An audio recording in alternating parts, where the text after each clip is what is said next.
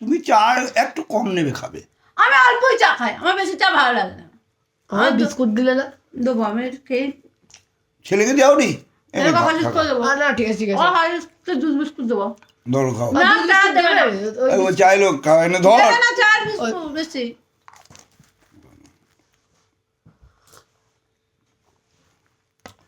বাচ্চা মেয়ের মধ্যে চা খাচ্ছে।